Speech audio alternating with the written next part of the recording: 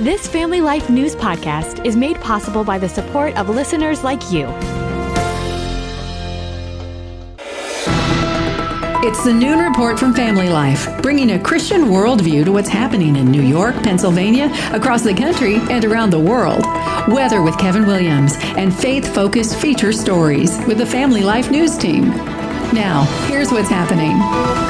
Good afternoon. Welcome aboard. The gloves are off in the war with Iran as the U.S. and Tehran continue to trade salvos. A barrage of nearly 50 American Tomahawk missiles rained down on Iran overnight. President Trump called the attack violent and vicious. Washington Post columnist Mark Thiessen thinks the commander-in-chief needs to abandon prospects for peace and focus instead on the fighting. The goal should not be to get them back to the table. We've launched 13,500 strikes, and it hasn't brought them to the table in any serious way. That's a hopeless cause at this point. We have to decapitate and destroy this regime. Mr. Trump's given Iran until tonight to make a deal or face the might of our military. War Secretary Pete Hegseth. The War Department is prepared to set the terms to ensure that we get the kind of deal President Trump expects. In response to the U.S. missile strikes, Iran launched rockets and drones at several Gulf states. The Jordanians say they shot down at least 20 Iranian missiles. Fox's Trey Yingst. Today, the Iranian Foreign Ministry says the strikes overnight rendered the ceasefire practically meaningless. Stephen Cates at Bankrate.com says the war is driving up energy costs for a lot of Americans, and that's the reason why inflation is at a new 3-year high. I think that we may start to settle into a bit of a high level, higher for longer here. So I don't think that we're necessarily going to keep accelerating at this pace, but we're going to have inflation that's elevated for the duration of this conflict. He says it's not just gas we're paying more for, but groceries and clothing as well. President Trump says the U.S. managed to steal millions of barrels of oil out from under the noses of the Iranians through our blockade of the Strait of Hormuz. The World Cup kicks off today, the global soccer tournament happening in North America for the first time since 1994. The opening game is this afternoon in Mexico City, where host country Mexico's taking on South Africa. Team USA will play Paraguay in Los Angeles tomorrow. Homeland Security Secretary Mark Wayne Mullen says security is extra tight for this more than month-long event. We have local law enforcement that's going to be out. We have state police that's going to be out and about. But we feel like we're as safe as we can possibly be, but we can't control, the lone wolf. But we feel like because of our presence, we're in really good shape. The World Cup features 48 countries and will be held in 16 cities across North America. The final match is July 19th at MetLife Stadium in New York City. Wicked weather wreaking havoc throughout the Midwest overnight. Violent storms knocked out power to nearly 500,000 in Wisconsin, Illinois, and Missouri. 100 million are under the threat for more bad weather today. Heat advisories in effect throughout New York and Pennsylvania. Real field conditions will approach 100 degrees. Many schools have canceled classes for the afternoon because of the sultry weather. Texas teen killer Carmelo Anthony appealing his murder conviction for stabbing to death a student at a track meet near Dallas last year. This racially charged case has garnered a lot of national attention. Lead prosecutor Bill Werski. The case simply had nothing to do about race. It wasn't self-defense because you can't provoke a difficulty with someone in Texas and then use it as an excuse to kill them. Another way to think about it is if somebody throws a punch at you, you can't pull out a gun and shoot him. Carmelo Anthony sentenced to 35 years in prison for stabbing to death 17-year-old Austin Metcalf. The Southern Baptist Convention, America's largest Protestant denomination, has advanced an amendment that strengthens the church's longtime ban on women pastors. The Truth and Unity Amendment was approved yesterday at the denomination's annual meeting in Orlando. A pro-life activist was confronted by a mob of protesters recently outside a Turning Point USA event in San Antonio. Do you support what happened to Charlie Kirk? Yes, I do. You do support? So you support assassinating people? That activist Lydia Taylor Davis telling Fox News she was accosted for speaking up for the rights of the unborn. They called me a pig simply for being pro-life. I was labeled a Nazi, a fascist. I had water thrown on me. I was coughed on, and I was mobbed. It was quite a scene, but it's never a surprise that the side that supports violence in the womb also supports violence against us pro-lifers to defend those babies. The Antifa agitators harassed women going into and out of that event on Saturday. More violence to report from Northern Ireland. Police blasting water cannons at protesters who set fires and hurled rocks last night following the brutal stabbing by a Sudan man on a Belfast street. That crime has escalated anti-immigrant and racial tensions. The Sudanese suspect remains in custody on attempted murder charges. And the New York Knicks rallied from a 29-point deficit last night to stun the San Antonio Spurs Game 4 of the NBA Finals. ESPN's Mike Breen had the call. That's it. It's over. The greatest comeback in NBA playoff history. The Knicks pull off the miracle comeback. OG Anunoby tipped in the winning basket on a missed three-pointer to give New York the 1-point victory. The Knicks can capture their first world championship in 53 years with a Game 5 victory Saturday night. Still to come on the Noon Report, more measles in Western New York. PA war over raise the wage, and schools ready to remove the regents. Good afternoon. I'm Kevin Williams. It's Air That You Wear again today. I'll have the numbers, the forecast, the details are all coming up. We'll see you in 10 minutes. All right, see you then. Thank you kindly, Kevin. So it begs the question, how do you beat the heat? Make sure to stay hydrated, get into cool areas when possible. Don't spend much time outside on these hot days. Jacob Hazlitt's the public relations coordinator for the Mohawk Valley Ambulance Corps in central New York, where real field conditions will approach 100 degrees today. He says humidity's more a problem than the actual air temperatures, and that can be debilitating for the young, the old, and those with compromised immune systems. Mary Cheney with Oneida County Family and Community Services says funds are available for those who cannot afford to keep cool. We do have assistance programs for people who may be struggling with utility bills. So please contact social services and we can walk them through the application process. For those whose job it is to work outside, this heat and humidity can be downright exhausting. Mail carrier Nathan Jesmer telling Spectrum News hydration is the key. A little muggy. Gotta stay hydrated, you know? I always bring extra water and freeze some water bottles for throughout the day. Keep hydrated because it gets hot, you know. Good advice there. Yeah, stay hydrated. Heat relief arrives this weekend. Social conservatives in New York got an unexpected win in this year's budget negotiations. Democrats declining to create a new taxpayer-funded slush fund that would support so-called gender-affirming care. This decision pleases pro-family groups, even as New York remains at the forefront of transgender indoctrination.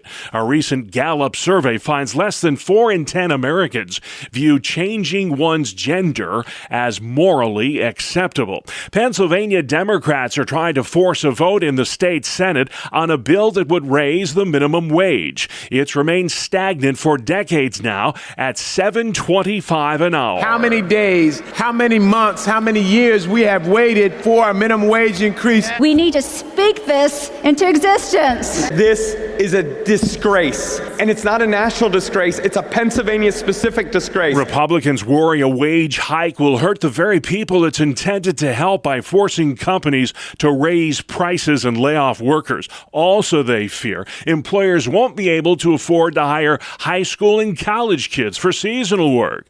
Beaver County Republican Josh Kale. If the House Democrats really wanted to raise the minimum wage, they could. Senate Republicans would be willing to negotiate on that, but they don't actually want want to do it. They want to use it as a political trick so that they can get the majority in the Senate. The bill before the Senate would raise the wage to $11 an hour next year, $13 an hour in 2028, and $15 an hour after that. A second case of measles has been confirmed in Erie County, New York. It's unrelated to the first, which was reported June 4th. Erie County Health Commissioner Dr. Gail Burstein. If somebody thinks they have measles because they have the symptoms, they should call their healthcare provider, and their healthcare provider can advise them what to do. We don't want to bring anybody who has measles into an area where there are a lot of other people because it's very contagious and they can expose other people. Experts say the first person infected with measles in the Buffalo area may have exposed others to the virus at the Golisano Children's Hospital on June 6th. Pennsylvania's largest hospital is laying off hundreds of workers. The University of Pittsburgh Medical Center letting go 200 employees as part of what it calls a routine effort to align services with patient needs.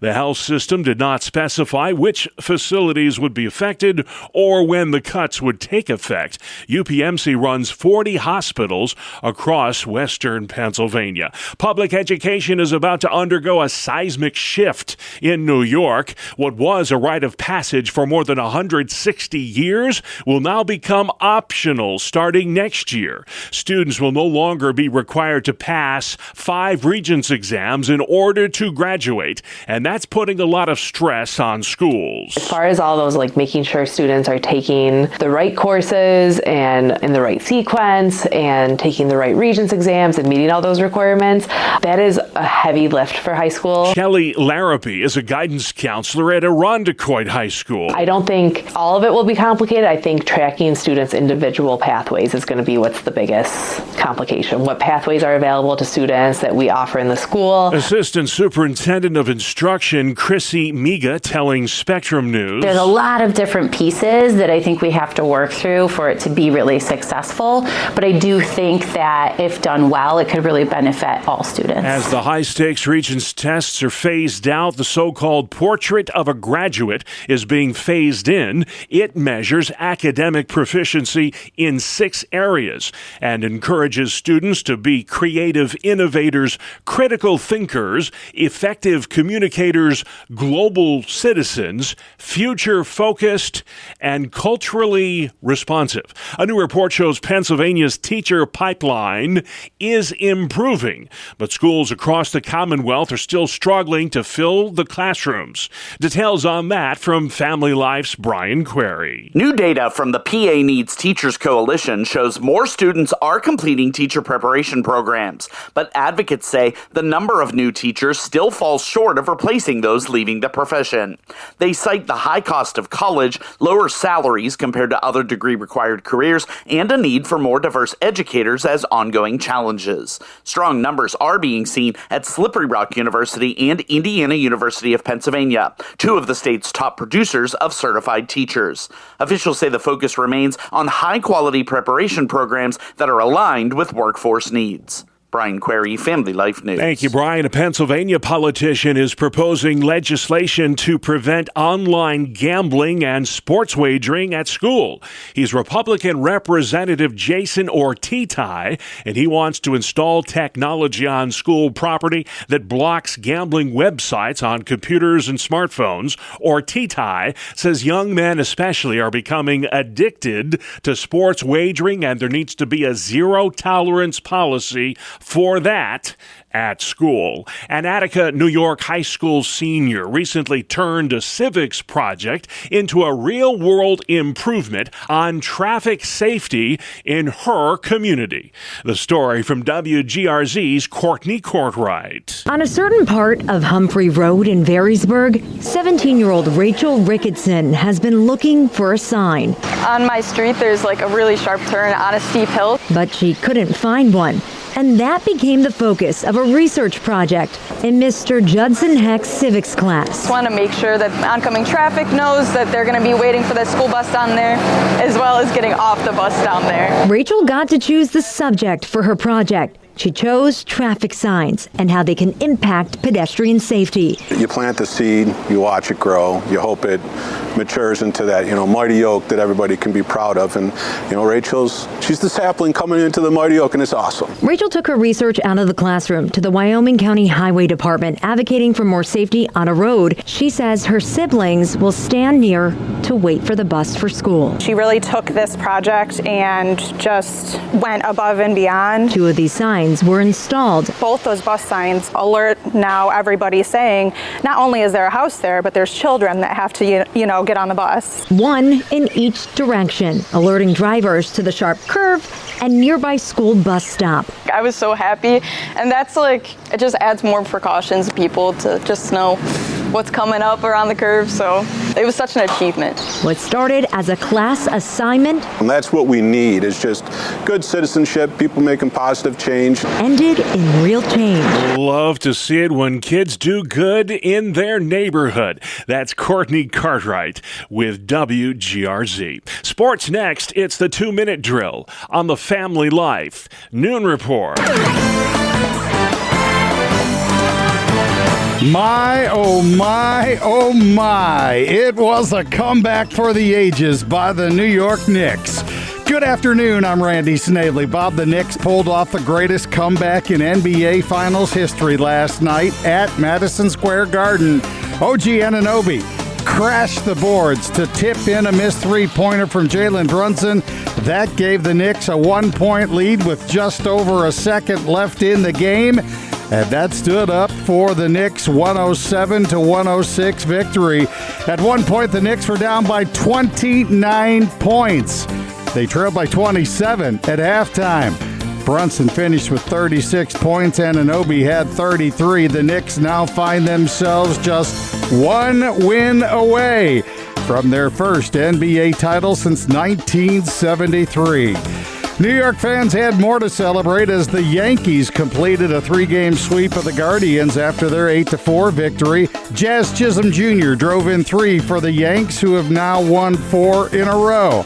The Mets got thumped by the Cardinals 9-2 as Jordan Walker, Alec Burleson, and Nelson Velasquez all went deep. Cards have won 6 in a row. The Mets have dropped 2 straight. Pirates flipped the script against the Dodgers. They scored 3 runs in the 7th and 5 runs in the 8th, and they came back to beat LA 9-8. Tyler Callahan hit his first 2 home runs in the bigs and drove in 4 in the comeback victory. Alec Bohm belted a 3-run home run. Kyle Schwarber hit his major league leading 24th of the season, and Bryce Harper also went deep as the Phillies claimed their 3-game set against the Blue Jays 7-4. That is a look at sports. All right, thank you, Randy. Still to come on the Noon Report. Countdown to kickoff, Iran ultimatum, and how to break the summer boredom blues. Welcome to Breakpoint, a daily look at an ever-changing culture through the lens of unchanging truth. For the Colson Center, I'm John Stone Street. Well, today is the anniversary of the death of one of the most fascinating thinkers of the Middle Ages. In addition to his extensive discoveries in the sciences, Roger Bacon revolutionized how the Bible was studied. His influence can still be seen in both theology and science today. Born in 1214 to a well-off family in England, Bacon first attended Oxford and then studied for a short while at the University of Paris.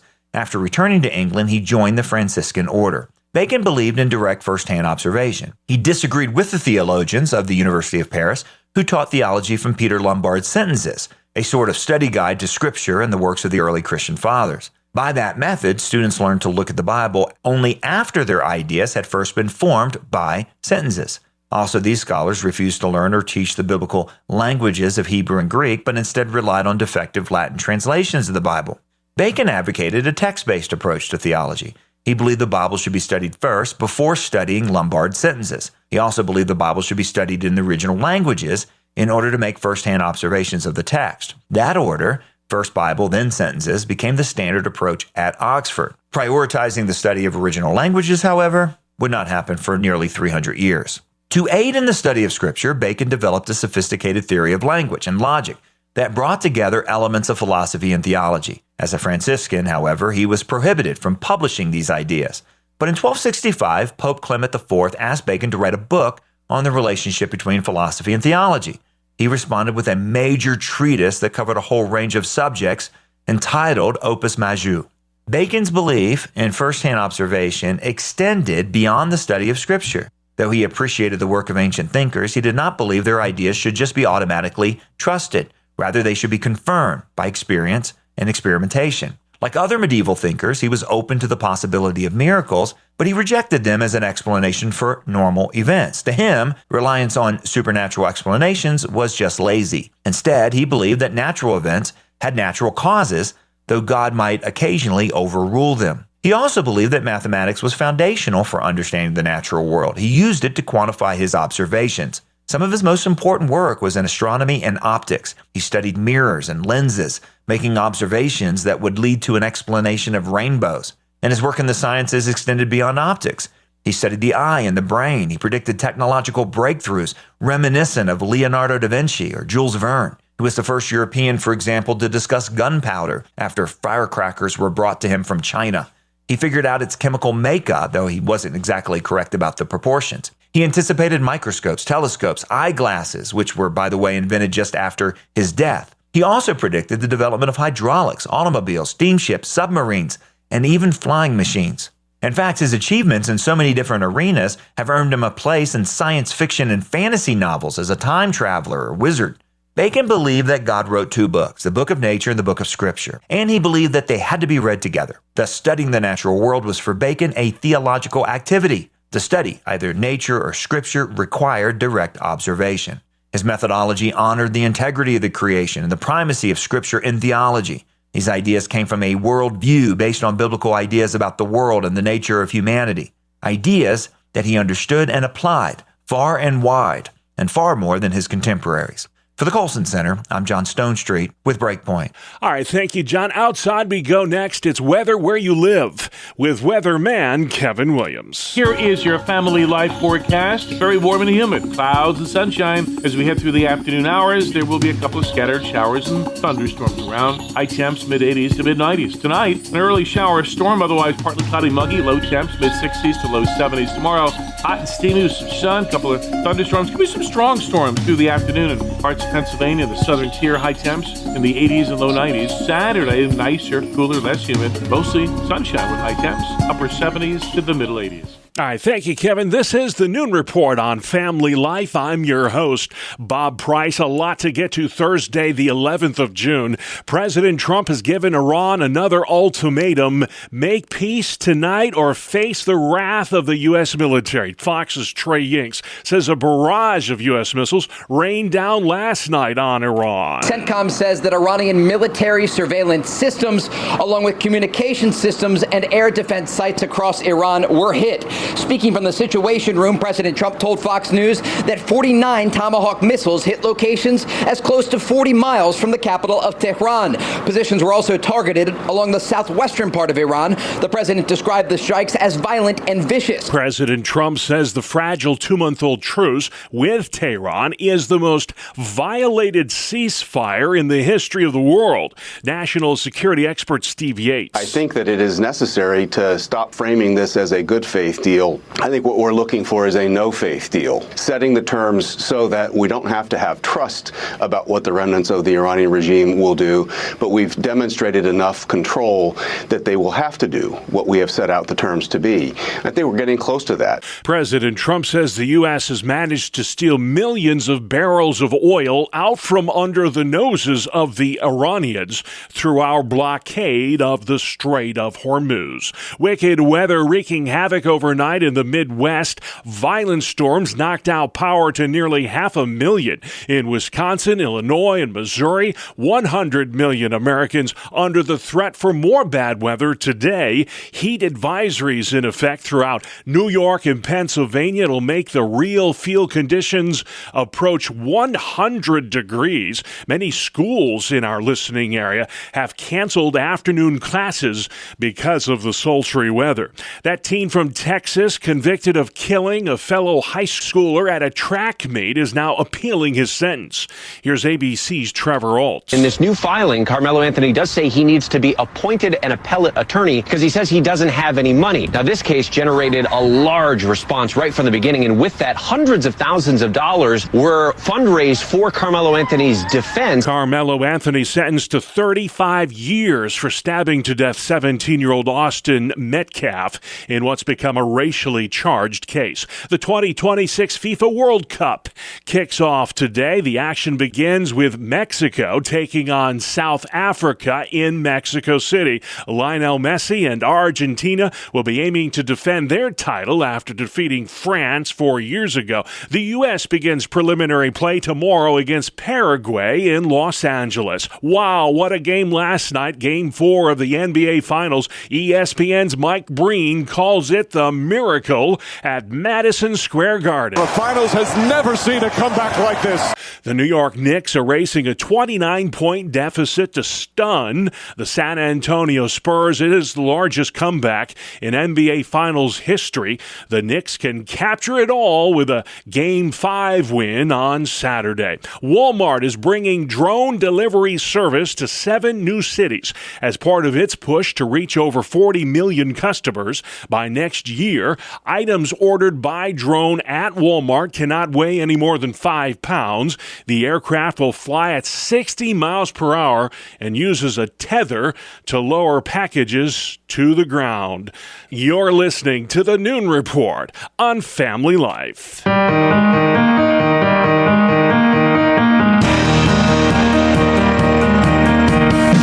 For today, Thursday, during the Noon Report, we've got a special feature with a special guest. With me today is Focus on the Family's editor-in-chief, Jesse Floria. Hey there, Jesse. Hey, Sarah. Thanks for having me today. And our topic is summer boredom blues. It is so relevant as kids are about to get out of school. Jesse, you have worked for Focus on the Family for more than 30 years, and our intent is not to date you, but you oversee some pretty incredible things, and I want people to know about your work. So you oversee the publications of Clubhouse Junior, that's 3 to 7-year-olds, Clubhouse, which is ages 8 to 12, and Brio for teenage girls. We're so glad that's back.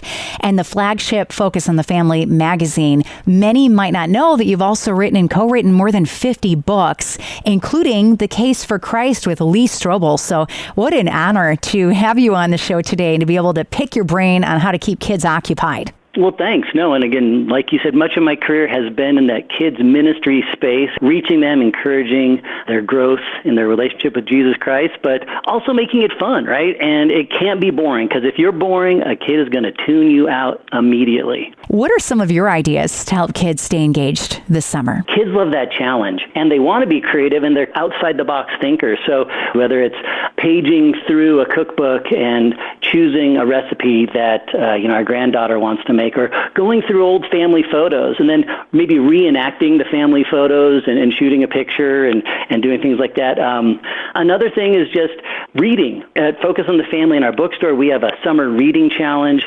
A lot of libraries have that as well. And it's also a great way for kids to continue to keep their brain engaged, not have that summer slide where they're really not learning anything. So even something as simple as finding a fun book or a comic, something that will engage your kids, or even like a good deeds club. So this summer in Clubhouse and Clubhouse Junior magazine, we're encouraging the kids to reach out and serve others. So as families, if you just come up with ideas of, how could we do a good deeds club and surprise the neighbors with pulling some weeds, or surprise somebody who has been sick with a home-cooked meal, or whatever it might be, something to really get the kids involved in reaching out to others. Tell me more about the magazines that you work on. Well, one thing I love is they're tried and true boredom busters. Next year is Clubhouse's 40th anniversary, and every month we intentionally pack the magazine with stories and crafts and recipes and jokes that they can tell their parents, things that will entertain and educate those kids, and, like I said before, help them grow closer to God. You mentioned the Summer Challenge in Clubhouse and Clubhouse Junior magazine. Tell me what it entails and how families can access it. Yeah, we've been doing that for more than 20 years, and we try try to switch it up every summer with what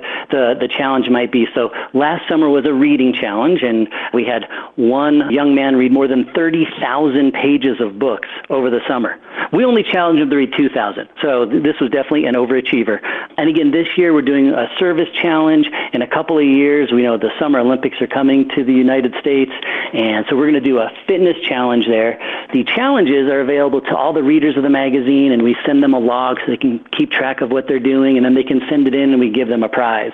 So as far as families being involved, it's just really taking those same ideas and doing them in your home, and again, maybe having a prize set out. If your child goes, let's say, through their closet and figures out 10 different items that they aren't using anymore that they could donate, whether it's a toy or some used clothes that they could donate to the Goodwill or something like that. I love your philanthropy and gift-giving ideas, but as a mother and a grandmother, I really love your cleaning ideas. and that it challenges them, and it gets them to grow their faith as well. So thank you so much. How can we find you and your work online, Jesse? The easiest way is just go to clubhousemagazine.com. That's our website for Clubhouse. Clubhousejunior.com is the one for Clubhouse Junior. And you can find out more about the Kids Mag just by going to focusonthefamily.com/kidsmag. So with an S, Kids Mags. Can you encourage a weary parent who's got a very bored child at home? Yeah, that's tough. We've been there with our grandkids. So I think the encouragement is just to talk with them and connect, because honestly, studies have shown that, nobody's more influential in your child's life, whether it's them following the Lord or being successful in school, than the parent. So just having those simple conversations and doing what Jesus did. Jesus was a master question asker. Asking your kids questions about, why are you bored, or why are you feeling that way, or what sounds fun today, or do you want to make something in the kitchen? Whatever it might be, just engaging those kids in simple ways. And it doesn't have to be world-changing ideas as far as summer challenges go. It could just be going to the next door neighbor who just needs help pulling some weeds, or taking the garbage out for them. Just simple things that'll engage your kids. And kids just get so excited when they're helping others and they feel like they're part of the community. And I think you'll be amazed at what they accomplish. Focus on the Family's editor-in-chief, Jesse Floria, breaking summer boredom blues. All right, awesome stuff, Sarah. Yeah, what to do with the kiddos over the summer. Some great advice there. And finally, at noon today, Father's Day is next Sunday, don't forget. And it's got a very different vibe than Mother's Day, as we hear from correspondent Bree Tennis. That's because shopping for Dad is tough, because guys don't typically drop hints about what they want or don't want. According to the National Retail Federation, we'll drop about $226 on dear old Dad. And to save you some panic shopping, they say dads want special outings with experience-based gifts, tickets to a game, a concert, and don't forget dinner. Not all dads are masters of the grill, but they are all masters of the TV remote. I'm Bree Tennis. Oh, that's some truth there. Thank you, Bree. And that's our world, the world we live in. Thursday, the 11th of June. I'm Bob Price. Family Life News. You've been listening to the Noon Report, heard weekdays on Family Life. Thank you for listening. Thank you for listening to this Family Life News podcast. If you've been encouraged by what you've heard, please share it with others and click the subscribe button to automatically receive future episodes. Family Life is a listener-supported ministry. Podcasts like this are made possible by your financial partnership. Find out more at familylife.org.